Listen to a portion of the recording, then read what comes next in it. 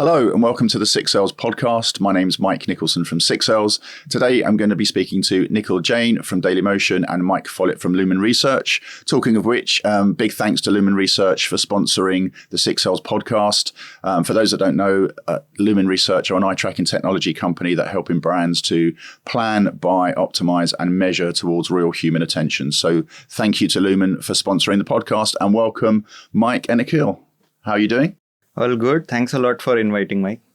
Pleasure to have you here. Thank you very much for making the time. You've been a bit of a jet setter recently. Yes. Been all over the place. Yeah. Yes, I have been. I was in Australia and New Zealand for the past 2 weeks, helping us expand our business in the APAC region. And now I'm back to London. I'm in London this week to meet you guys and work with Lumen. Perfect. So for those that don't know, could you give us a bit of an introduction to who Dailymotion are, please? Yes, of course. So Dailymotion is a video streaming platform, but it is also a player that is present across 5,000 plus publishers worldwide. Additionally, on the advertising front, we have our own SSP that's called DMX, Dailymotion Exchange. And that's how we are connected with our platform, with the player, enabling advertisers deliver in-stream ads and making ads that people love. My name is Nikhil. I lead the Insights and Marketing Solutions team there, mainly helping advertisers on the planning, optimization, and measurement stages of their campaigns.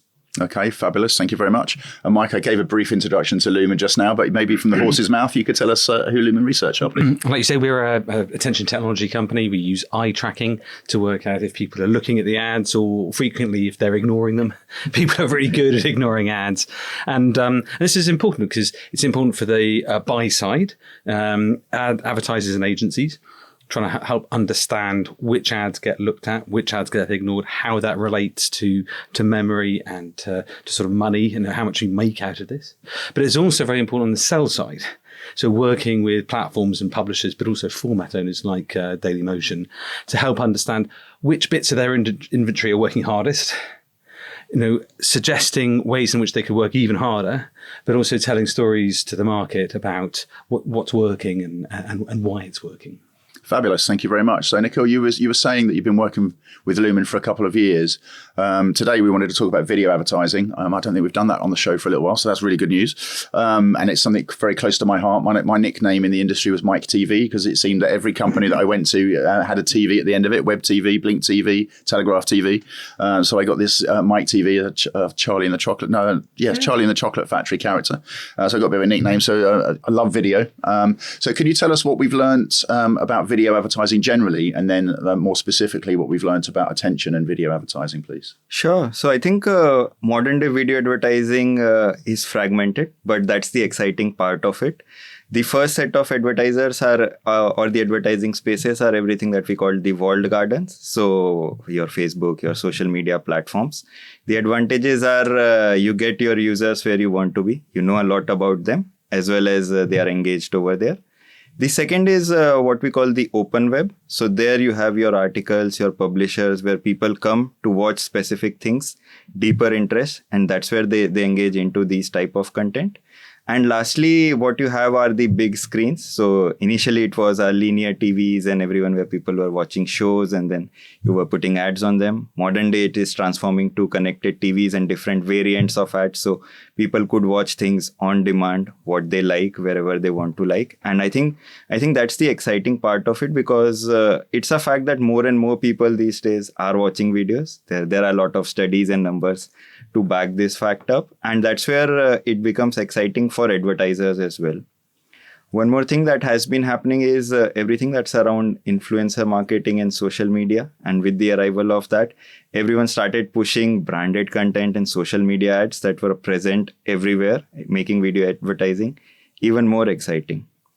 Now, how we work at Dailymotion is what we want to focus on is we want to play ads that people love. That's something we believe in and that's something we want to be a part of it. We have done studies where we have understood that if you just simply put TV ads on online video ad spaces, users find that boring. That was a questionnaire that we did last year where we tried to understand that effects. And that's where one of the mottos that we try to work with is how can we make video ads which are more like experiences for the audiences so that they don't try to skip it They try to enjoy that experience while they are watching the content that they came from. Can you give us an example of what one of those experiences might look like? Yes, of course. So let us say you are an automotive advertiser and you have a classic video ad copy that's playing on the television that you are using everywhere. Thanks to our player and our in-house technologies, what we could do is we can add layers of interactivity or engagement that as a user, when you are watching it and on the frame you have the steering wheel, the moment you scroll or hover over the steering wheel, it can start giving you features about that steering wheel that could apply in a lot of exciting spaces. So if you are a retailer, whatever products you are showing, we could just add those products on the right hand side. And that's where when you click on it, you get automatically redirected to the product page, thus like making a two-way communication with the video rather than a one-way communication where the video talks to you. Very good. So you're involving people in the experience. Yes, that has been the idea. And that's where Lumen has been very helpful in us taking these decisions, which are not field-driven, but data-driven, so that we as a company that promotes advertising, as a company that promotes video, we don't want to take decisions that are based on feel. We want to know and that it creates value for our users as well as for the advertisers who are investing with us. And that's where we have been working with Lumen for the past 2 years, tracking attention across different types of inventories, be it on our website or on our publishers network, as well as trying and testing different ad formats across brands to do eye tracking test, measuring the amount of attentive seconds that ads are driving, and then what outcomes we could expect from these, be it in terms of brand recall, awareness, or going till consideration. So yeah, it has been a long journey with Lumen. It's really interesting, isn't it? I mean, another thing that I think video does quite well, if we look at it versus display, is it tends to be on the content or in the content, whereas display is around the content. So from an attention point of view, what learnings have you had at Lumen over the last 11 years relating to video and attention versus display? Is it more? You would expect absolutely. It to be more? I mean, well, the first thing is saying when we talk about video, it's not just TV on your phone.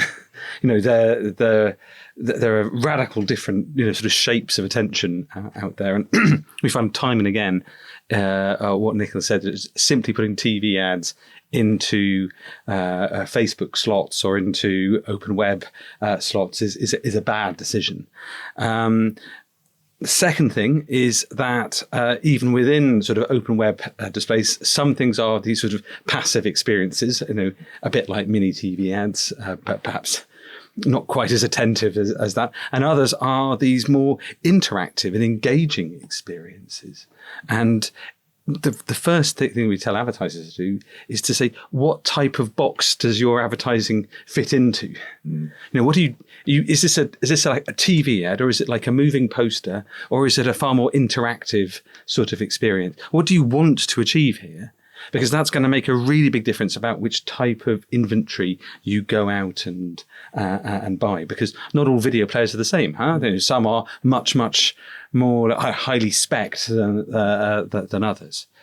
The second, big thing that we've learned is that understanding that there are different shapes of these video players and different sort of attention budgets that they have has a really big impact on the creative that you put in there.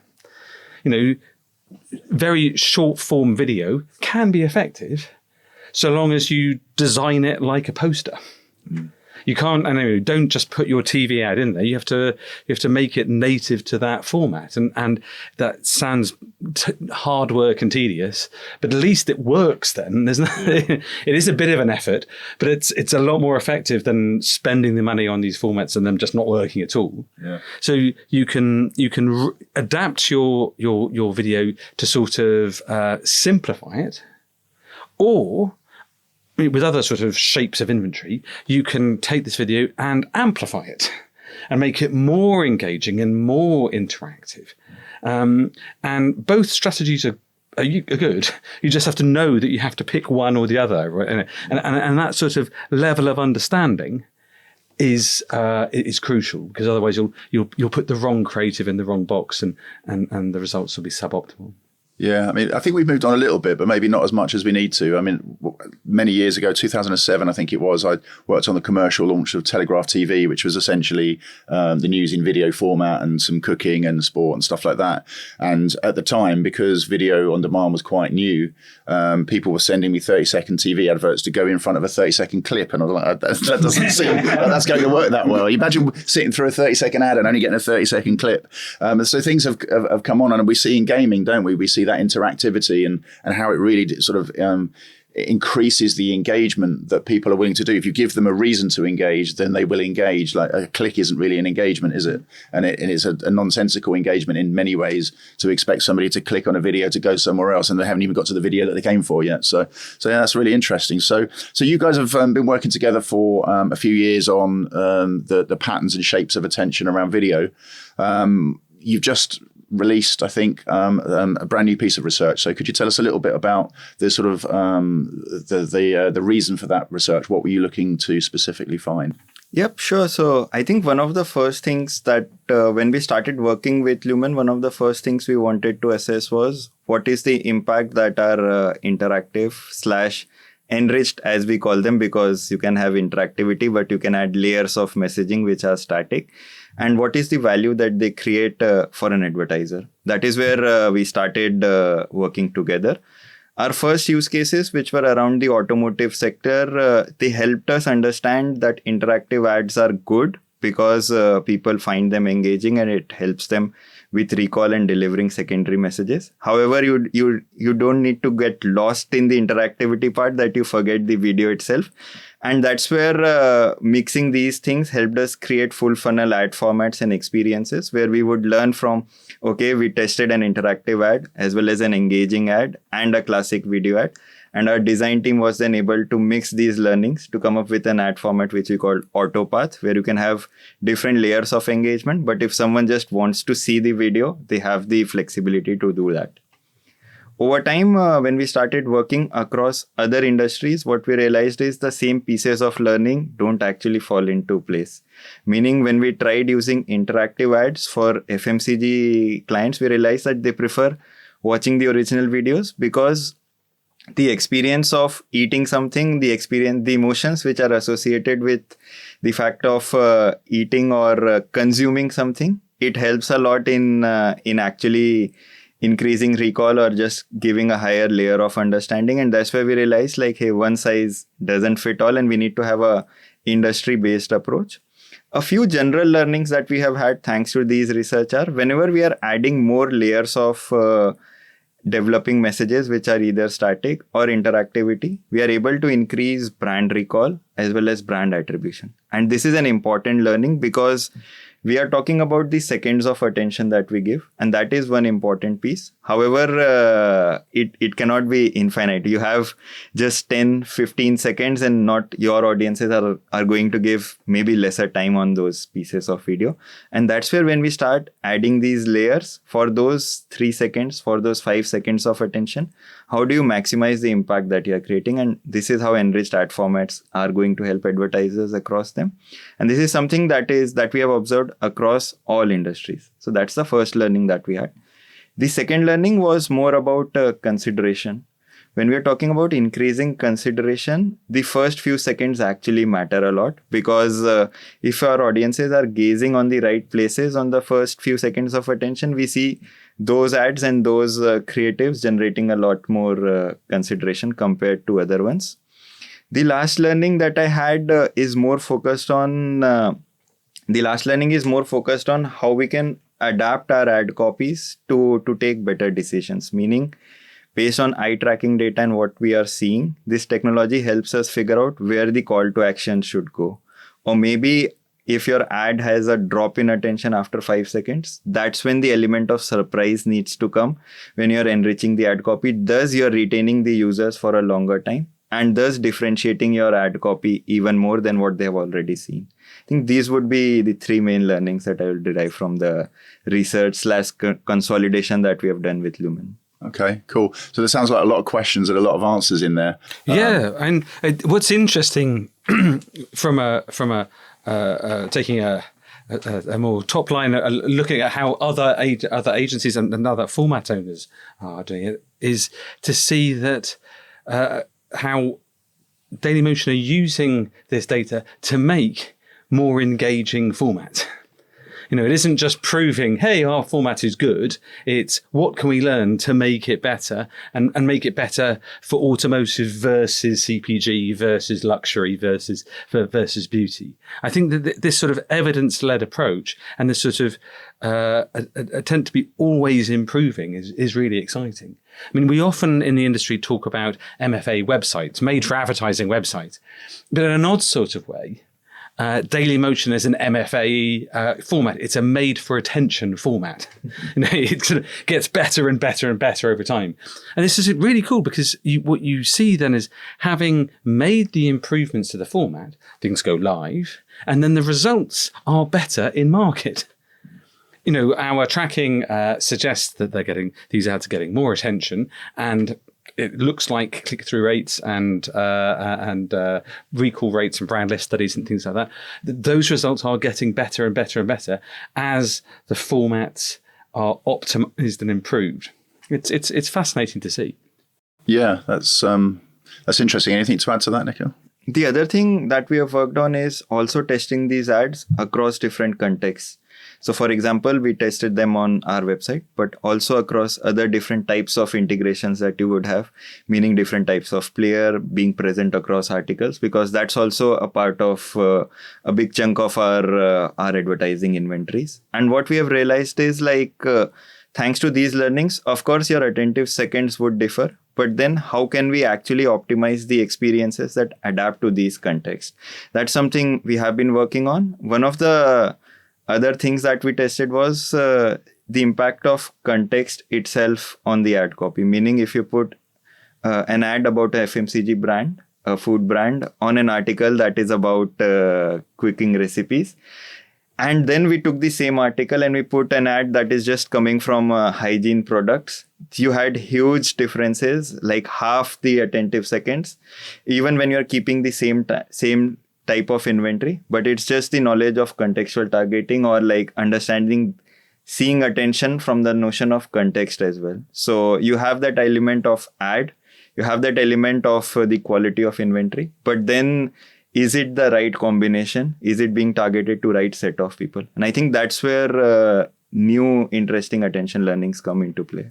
Do you think you'll be able to apply that in your SSP? I mean, you're not just a format owner, but you're also a sort of an aggregator of all these content providers. Do you think that'll be something that advertisers can make use of? So that's a great point. That is something that is part of our plans for the year. We are already doing a lot of contextual targeting. Given that we understand we are a video platform, we precisely understand the content of a video. Not only at a category level, we have more than 200, 300 IAB categories, but in our database, we have more than 700,000 precise topics associated with a video that help us do precise contextual targeting. What we also do is we try to understand what type of users like what type of content and map these type of content across different industries. So for example, high-tech ads have a high affinity for tech-related content, but they work on gaming-related content as well. Sometimes they work on finance-related content as well when you think of a modern younger audiences. And these are the elements that we are already using today in our targeting approaches. What you said is adapting ad copies or these type of things directly in our SSPs is something that's part of the plans for the next year in order to see how we can take more attention-driven, informed targeting decisions that go just beyond mixing a creative and an inventory, but taking audience planning or campaign planning and using attention at the core of it. Very good, very good. It felt like you looked into the future there. Is your roadmap showing? All Lumen's best ideas just come from our clients. So it's always, and this is why chats like this are so important. That sort of melding of different people's sort of experience and their observations. I mean, just as I think Lumen has helped Dailymotion learn about how to make better formats, we have learned from the process ourselves about what makes a better format. Something for me that I just want to sort of reiterate there is that the best formats are not always the longest formats. more attention is a good idea, but ultimately people want to watch the videos that they want to watch or get on. So it's not just about having a roadblock and forcing people, interrupting their lives and forcing them to, stare at the ads. It's about seducing people into spending time, and then also knowing when to get the hell out. And so we've learned a great deal from all of the projects that we're doing, and I hope to learn a bit more in the coming year. Sounds good. I wanted to come back to something you said there, Nikhil, about the first few seconds. If you're looking for consideration, if the campaign objectives is around consideration, then the first few seconds are key. Now, if I've remembered correctly, the Havas brand metrics and Lumen study that came out earlier this year would support that, right? It was saying that if you wanted, if it was a brand awareness campaign, then lots of little slithers of attention might be good enough with enough frequency. But if you wanted to move from awareness to consideration, then you needed longer periods. So what would you say is going on there? Why do you think that is, that those first few seconds are so critical with consideration objectives? That's a great question. So my hypothesis around that question is, I think people are a lot more attentive in the first few seconds. And I think that plays a key role. When you're talking about something like awareness, whenever the brand name or the product piece comes in, they would try to recall it and they would be kind of aware of it. But I think the highest seconds of attention are in the first few seconds. And that's where, if it creates an impact, audiences are like, that's something we would like to consider. The second thing that we have seen based on when we just analyze creatives and try to map it with consideration, the presence of clarity of messages and the fact that messages are present, direct, and speaking to the audiences, that actually has an impact on consideration. And that's where, if the first few seconds are attentive, people stay to watch these messages and they resonate with them. And I think, Mike, you also have something around messages and the clarity of messages and the number of messages in some of the Lumen analysis that we have read as well. Yeah, I think I agree with all of that. You have to remember that attention is usually sort of path dependent. If you can't get to second 8 or 9 unless you've been paying attention to second 2 or 3 or so. And even on the Dailymotion formats, there is a skip button. You don't have to engage with it. So that's why you have to earn people's attention quickly at the start to go, hang on, don't skip. This is going to be worth it, and entertain people there. What happens with video players like Dailymotion is that you do have some sort of guaranteed viewable time as an advertiser. And that's often 5 or 7 or 10 seconds. People don't have to look then. They can just sort of look away from the phone, and you see people doing it, scrolling around, seeing anything but the advertising. People are in charge of their own advertising, own attention rather. So it's really important to make sure that you give people a reason to watch. You literally earn their attention. So that's why I think the first 3 or 4 seconds so important, because then you might have a hope of getting on. That's different from, say, TV advertising. TV advertising is sort of in the corner there, and you can't skip the ads. I suppose you can get up and walk away. That's a lot of effort to do. And so there, what you have is slightly distracted, on-off attention across the whole 30 seconds. Whereas for video formats like Dailymotion, it sort of is a curve that goes down. It starts high. Yes. And then the aim is to try and keep it as high as possible. It's a different, what you might call different shape of attention. So that's why it's so important to get that right so much. And what makes things stick out in the first 3 seconds? Well, one thing one message you could take away from this is that you could make an ad of 20 seconds, but it's only the first 3 or 5 that people are going to look at. So therefore, stick everything into the first 5 seconds, and that would be a mistake. That would be a terrible mistake, because what we find time and again is that less is more. You have to hone your message down to one thing, or and you can have two things, but you have to have one thing and then another thing. Yeah. Sequencing it. I've always said, say one thing, say it simply, say it quickly, and say it often. Yeah. I think that's the way, isn't it? And that is a good rule of thumb for any communication, but definitely for video advertising. So you've got to, and that can be very hard work. Advertisers might have 10 things they want to say. They love all 10 messages. Yeah. Which one of my babies am I going to kill? Yeah. But you have to be quite harsh about this. What's the one thing you want to say? Focus on that, because that's clarity and simplicity is what's going to get people to stay on with you, and perhaps even give you a chance later in a video to say a few more things. As Saatchi said, it's easier to complicate than simplify, right? So to deliver just one message for an automobile, like for a car, let's say, like they go, oh yeah, well it's got power steering and it's got alloys and it's got really good boot space, and that's great, but what is the key thing that's going to make me want this? And it's very hard to sort of hone that down and simplify into one story. The essence of strategy is choice. And you say, well, what's the best thing? Prioritizing what it is that you're going to say. But strategy is nothing unless you make that choice. And it's very hard work. I mean, it's emotionally hard to say, I'm going to take a risk on this one message rather than hedging my bets and having 5. But by having 5, you don't get anything. You have to have that sort of laser-like focus on simplification and clarification. That's where, like, when we work on complex clients, or if I come back to the example that you said, an automotive brand might have different messages because a car has lots of features that you want to put in front. One of the things that we do is, and that's an in-house solution that we have, we try to do a lot of consumer behavior studies on our audiences using questionnaires to try to segment audiences based on the things that matter to them. So if you want to buy a car, what are the key features that you are actually looking for?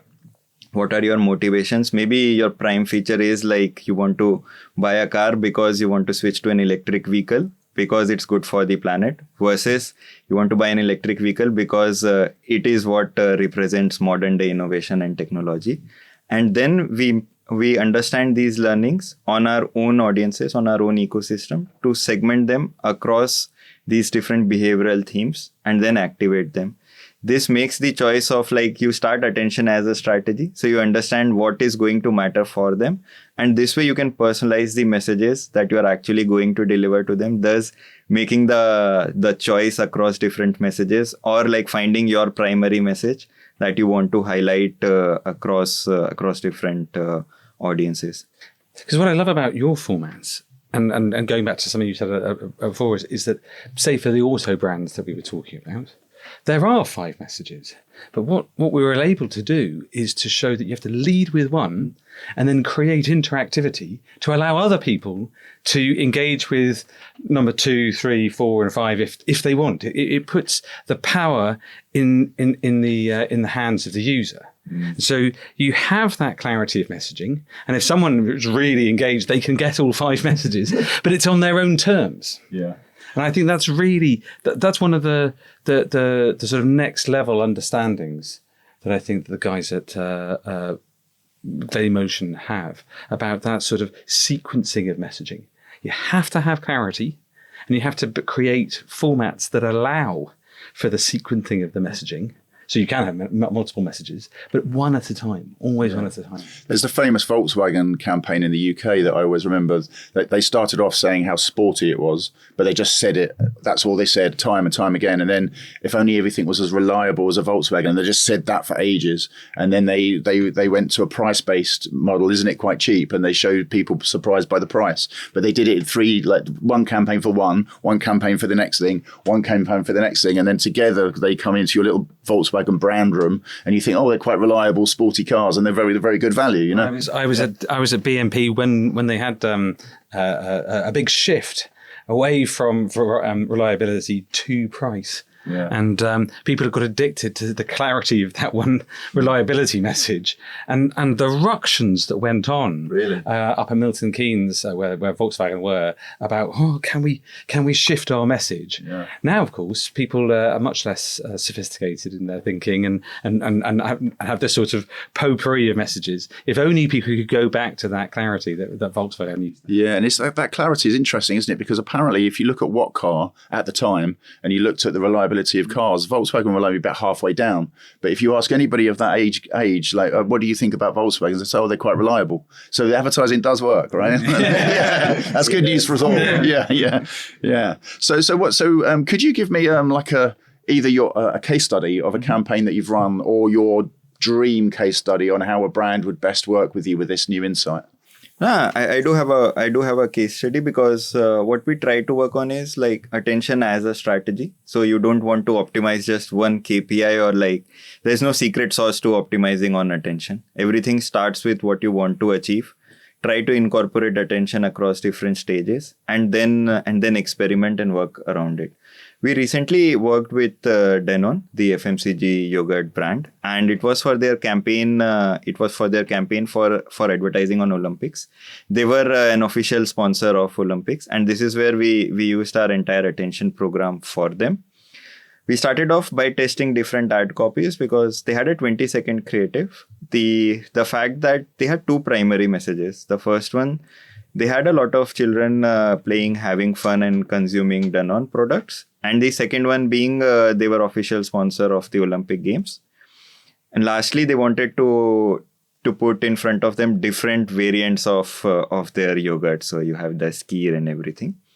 This is where our team came up with the idea that, hey, like, why don't we put enriched ad copies, where you can have in a carousel, you could see all the three different products rolling on the entire time when the ad is live, as well as it just amplifies the branding. Because when we're talking about Olympics, we're talking about high ad pressure.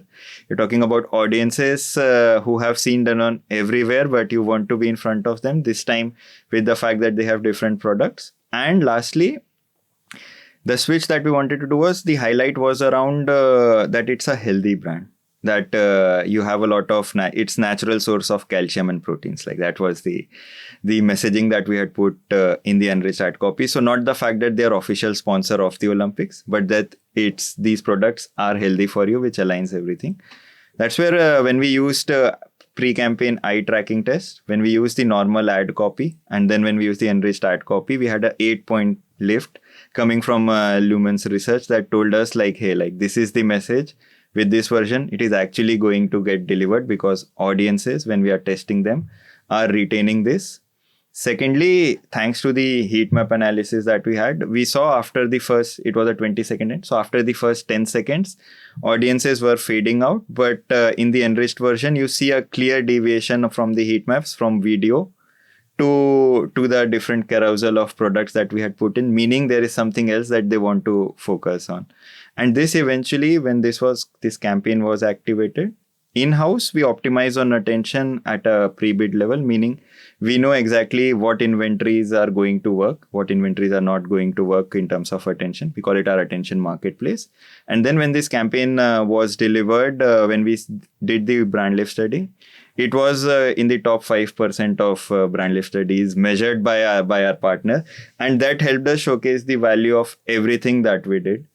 Why I talk about brand lift studies for measurement? Because if I'm optimizing for attention, I'll get good attentive seconds by default. Like, that's something that we take for given. However, the fact that there was positive brand lift in terms of recall, but also in terms of brand perception, and the audience didn't feel the fatigue. If not, they start rating the ad as boring or not convincing, or you see it in the brand lifts that you have a high recall, but a very negative perception, and none of that happened. So eventually created an impact that we call a full funnel impact. You were also increasing the purchase intent of these thanks to the brand lifts that we measured. And yeah, for me, it's an ideal campaign, because you start with a hypothesis, you tested it, and you had solid proof that it's going to work. In terms of optimization, there were real optimizations done by the machine. And eventually when we when we look at the impact, we try to go beyond media KPIs. We know we are going to get good completion rates. Everything that Mike just mentioned, like you're going to get good completions. You said people are going to click, but at times that doesn't mean anything. But eventually, when you look at the long-term KPIs of the brand, that's where we are able to create an impact. Amazing. And so were you contextually targeting that as well around Olympics content or around healthy content? Was that how the campaign was targeted? I know towards attentive seconds, but was it also towards Olympic related content or healthy content to support their sort of brand messages? Yes, a certain part of the campaign was diffused around categories that were about sports, categories that were about food and drinks, and the other was optimized on attention. At a post-campaign level, we did an analysis of different types of audiences who eventually were engaging or watching the ads. The first one that came up naturally was families, so parents with children, and that was a given. The second one, which was interesting for us, was sports lovers. And that's where we were able to see that sometimes contextual targeting goes beyond just video ads or like the link between I'm going to show food ads next to food content, but context also means the seasonality and everything else that's happening around you. Okay. I just want to go back to something you said earlier. I think if I remember rightly, you said you have 5,000 publishers that you're players on, right? Mm-hmm. Do you do any work with those publishers to help them understand how their content is, or your content is performing on their sites? Oh, that's a great question. So yeah, of course, what we try to do is we try to work with our publishers very closely.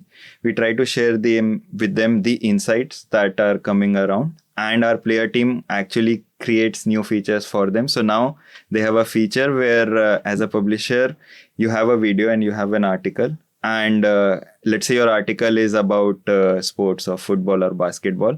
It will automatically find the videos that align with the same content categories in order to make sure it's contextually similar, thus saving you efforts from finding from your catalog the different sets of videos. We do share with them performances across context and things like that. We also work with them on the concept of attention because since they are the ones who are actually giving us inventories, what we try to do is we try to audit their performances across different placements to see what changes they can actually make in order to improve their attention seconds and be a bit more present in the attention economy. We tried doing this, we started doing it this year, and it's something that we want to focus on more next year as well. Yeah, I think you guys helping publishers understand that they need to have fewer ads but better ads is the crucial thing. And the great thing about social media, from an advertiser point of view, is you have one ad at a time. You know, there are many bad things about social media for democracy and the mental health of teenagers and stuff, I'm sure, but there are. From an advertiser point of view, you have one ad at a time, which is when you go on a newspaper website, sometimes you have 10 ads at the time. And within those 10 ads, all firing at the same time, you might have a video player from Dailymotion, a very good ad, but with loads of clutter around it. And this is a fool's paradise for the publishers, because they think, well, that's fantastic. I've sold 10 ads. And I've even sold a really good one in Dailymotion there. I've got 10 times the money. But of course, in that, you don't have 10 times the money, because just because you've got 10 ads on the screen doesn't mean you have 10 times the attention. Usually it means you have 1/10 of the attention, because people are not going to sit and watch or look at all of them. Now, that's terrible news for the advertiser, because they've paid good money, but they're only getting a fraction of the attention. It's terrible news for the user, because they have to fight their way through all of these ads and to get to the content that they really, really want. And it's actually ultimately terrible news for the publisher, because they find it really hard to prove that this advertising is doing anything. And ultimately, they're only going to get repeat business by delivering business results for their clients. So one of the messages that we have is, just as you have to have clarity on your messaging within the ad, I think you have to have clarity.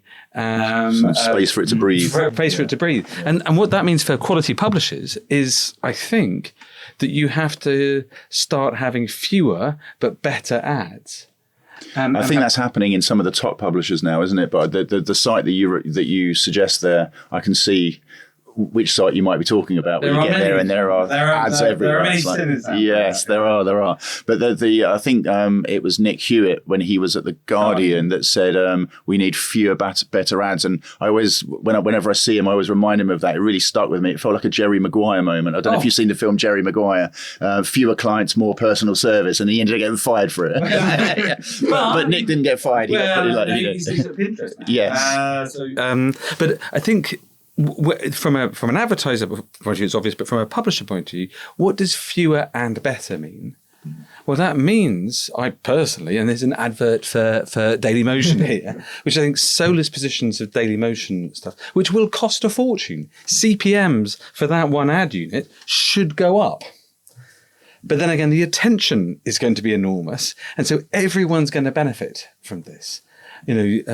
Publishers have to get themselves off the sort of high volumes of low grade advertising and move their model towards, like I say, fewer better ads with partners like Dailymotion. Yeah. And the Telegraph are doing quite a good job of that, where there's one ad per page now, and they're trying to work with certain partners that brands that just feel like they should be on the Telegraph. But I think programmatic led us down that road of lots of ads everywhere, trying to chase the same eyeballs. And we've seen the horror stories. I remember a client sent me a picture of a mobile web page, a screen grab of a mobile web page, and there was a video player at the top. It wasn't Dailymotion, don't worry. And then a video MPU immediately underneath it, and then two videos stuck to the bottom, all playing at the same time. And you're like, wow. Yeah. MFA, I think, would call that. Quite apart from how irritating that is for users, and quite apart how irritating that is for advertisers, just think of the electricity that's using up mindlessly, uselessly, on the drain on the battery. And of course, we have to burn a lot of coal, or the wind has to blow very, very hard to replenish that. I mean, the carbon footprint of all of these ignored advertising is, or the carbon footprint of the clutter is criminal, really. Yeah, it's quite literally a waste of space. yeah, in all of its forms. So, Mike's already guessed some of your roadmap for 2025 earlier on in the conversation. What else is coming as it relates to your products and how advertisers are going to use them, and how you're going to integrate attention into your offering? What does that look like for 2025 and beyond? So I think when we started working on attention, we went ahead with the thing like attention is a strategy, and that's where we want to focus on. Mike did crack the code about our predictive audiences, but that's something we are working on and we would continue to work on, where we try to optimize ads and messaging deliveries, not only around video content and context, but also trying to take the approach of moments of the day, because we don't consume videos in the same way, shape and form throughout the day. And the same thing applies across devices. That's where like what you might be consuming on a larger screen might not be the same at all what you are consuming on mobile screens, and how we can integrate everything, like understanding user attention in terms of videos that they are watching, and trying to develop targeting solutions based on them. Bits and pieces of it are already live that we have already tested, and we are going to be more robust around it in the year. The second thing is we'll continue to innovate on our creatives part, but then using attention as something that kind of dynamically optimizes the creative. So for example, we cannot always change each and every inventory that we have. It is still inventory, and we do believe that it's part of us to try to maximize the attention that inventory can generate. So if we see it's going to be a good high attention driving inventory, maybe the normal ad could go. But if we feel like it's an inventory that's not on a high attention grabbing scene, maybe a creative that actually stands out in some way, shape and form, and like tries to create a more urge from the user in order to grab their attention. That's something that we are working on, the creative piece itself. I think the last part relies more on the measurement and finding the outcomes. yes, we are doing a lot of brand lift studies. This year, we did do a couple of search lift and conversion lifts in order to see whether the ads that we are serving actually do people try to go and search about them across different platforms. And is the search actually a lift rather than just a normal search that could happen because of the advertising that's happening? I think these are the areas that we want to focus on. Trying to see if we can crack the last mile for video in some way, shape or form, because we don't have an e-commerce branch associated with it. So it's a bit difficult for us to justify the ads that we are delivering actually are resulting in more than intent. Intent we can measure using brand lifts or other things, but doing this last piece of sales lift and things like that is where we are trying to focus on and looking for partners who could help us measure this. Fabulous. So, closing question then, out of the research that you've been doing over the last few years and what you're planning, what was the one key takeaway that you would leave with people as it relates to your attention strategy? What should people be thinking about? We've had a big long chat there, but you've got one thing. What would you like to leave people with? I would suggest don't try everything. Start with the objective that you have for the campaign, for your brand, and what you want to optimize. And then see where attention actually fits in as an input for the strategy, whether it's audience centric, whether it's messaging centric, whether it's inventory centric, or whether it's measurement centric. And then based on this input, define the outcomes that you want to achieve and then work towards it, rather than blindly optimizing for a KPI, which in a way is not that difficult or would become easier and easier as we progress. The other thing that I would say is, and that's something I say most often, a view is a view, an impression is an impression. But what differentiates a good impression or a conversion driving impression is the knowledge that comes along with that, be it around attention, be it around audiences. And I think that's where we need to take these inputs and drive the conversation forward and the campaigns forward. Lovely. And Mike, one key takeaway from you, please. I've got two, if that's right. One is, I think one to say is just to reinforce exactly what Nikhil was saying about really we need a new word, which is not attention on its own, but attention plus outcomes. I'm sure in German there is just this one portmanteau word that you can, but I think you should always think about what's the right level of attention to get your job done. And for those auto brands, sometimes it's just people just to remember a brand. Other times it's really important that they understand the quality of the build or the engine power or something. Both of those are good objectives to have. What's your objective? Because that will radically affect the ads you buy and how you buy them. I think that's just sort of echoing what Nikhil said. But also I'd like to echo the process that Dailymotion have gone through. This sort of test and learn and improve and optimize process. Lots of people, when they start with a new metric or a new insight, like attention is one of them, their main thing is just to try and say, am I okay? Is my stuff good? And that's the natural response, I suppose, just to work out, oh, look, our stuff stacks up very well versus other people's stuff. And that's the same on the buy side and on the sell side. On the buy side, lots of advertisers just want to say, how does my ad compare to everyone else's ads? Am I good at my job making the ads in the same way that Nikhil is good at his job at making the formats that do that? But that really should just be the first step. We should get over that. To go, okay, so I am pretty good at this. How can we be even better? How can I learn something that means that I'm not just good next time, but I'm excellent? Or what are the principles that I've learned here that can help me inform other decisions? And I think what's such a pleasure working with Dailymotion is that they're never keen to just sit on their laurels and just to say, oh, we've got a fantastic format, thank you very much. It's how can I make this even better? And that's certainly an attitude that we can all adopt. Absolutely. Like that. Life in beta. Always improving. Always improving. Lovely. Exactly. Gentlemen, thank you very much for being on the podcast. It's been a very interesting conversation. I very much appreciate your time. Thanks a lot. Thanks a lot.